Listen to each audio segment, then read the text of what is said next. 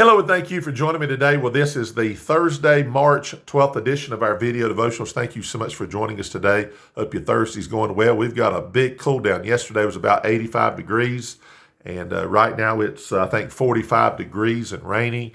And tonight we're going to be right at about freezing. We've not been there for a while. So that being said, it's like winter to spring, spring to winter, then winter back to spring, but that's the way it is. We're going to be in Mark chapter 14 today. We're going to look at verse 26, and I think read down to verse 30, give you something here I think that'll be of good help to us. Otherwise, thank you for watching the videos. Thank you for comments and acknowledgments.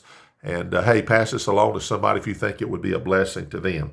All right, Mark chapter 14, the setting here is the Lord has instituted what we call the Lord's Supper. And we go to verse 26, and it says this: "And when they had sung an hymn, they went out into the Mount of Olives." All right, so let's just stop here. When they had sung an hymn. Now, the question is, was this a common thing that everybody would sing in a situation like this? Or did one of the disciples or several disciples initiate this and said, hey, let's sing a hymn? Or did Jesus, perhaps, is the one who led this, and they all sang because of his leadership there? Well, let me give you a few things here that kind of gives me maybe an idea of how this went down. Look at verse 27. "And Jesus saith unto them, All ye shall be offended because of me this night, for it is written, I will smite the shepherd, and the sheep shall be scattered. But after that I am risen, I will go before you into Galilee. But Peter saith unto him, Although all shall be offended, yet will not I.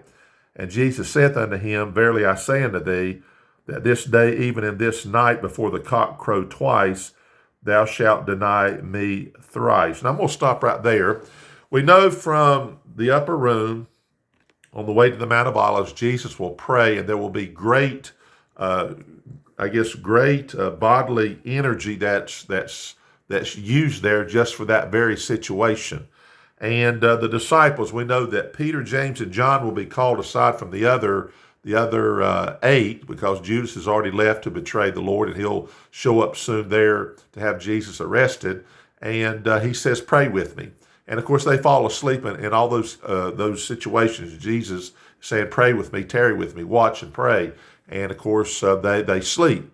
So the point I'm making is, it seems like to me that these disciples in the position they're at right now doesn't seem like they are of great spiritual stature. I think you would agree with me.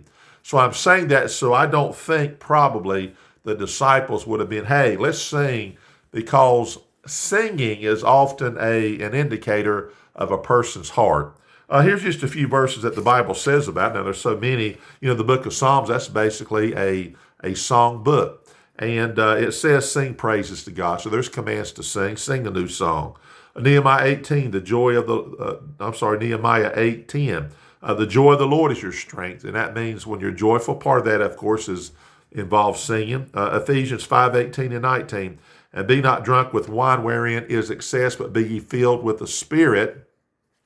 Then the Bible says, "Speaking to yourselves in psalms and hymns and spiritual songs, singing and making melody in your heart to the Lord." So we know that singing is something that God commands, something that God instituted, and we know that's very, very important. So when I look at this particular passage here, I would think that Jesus is the one who led that singing. He knows what he's about to go through. He knows what these disciples need, and singing is a very important thing. A little illustration: last night in church, I led a song that evidently nobody had ever sung before.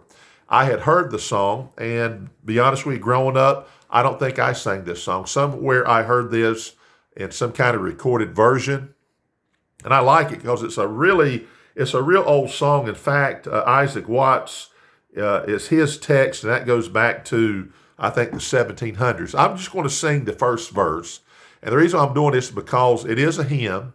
And I remember the reaction of one of our gentlemen. I think he watches these videos. He said, "Man, that is awesome." And it's one of these old hymns that a lot of people wouldn't think is something that would get people excited, but it should. And notice how the words go. Here's the melody. Maybe you've heard it before. The song title is, "I Sing the Mighty Power of God." Notice what it says.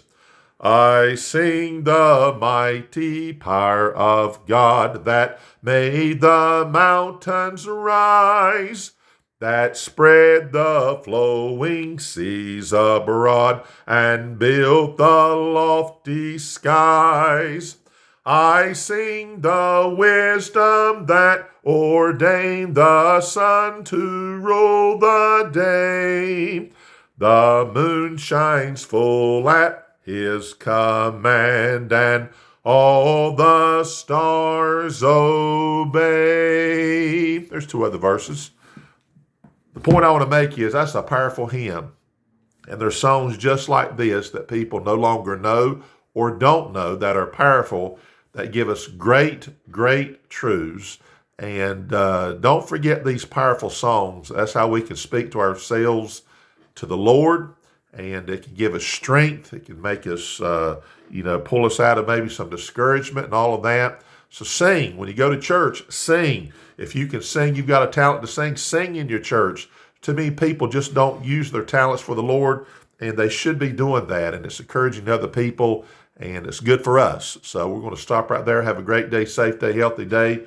Lord willing, we'll be back tomorrow, already Friday again tomorrow. And thank you for watching.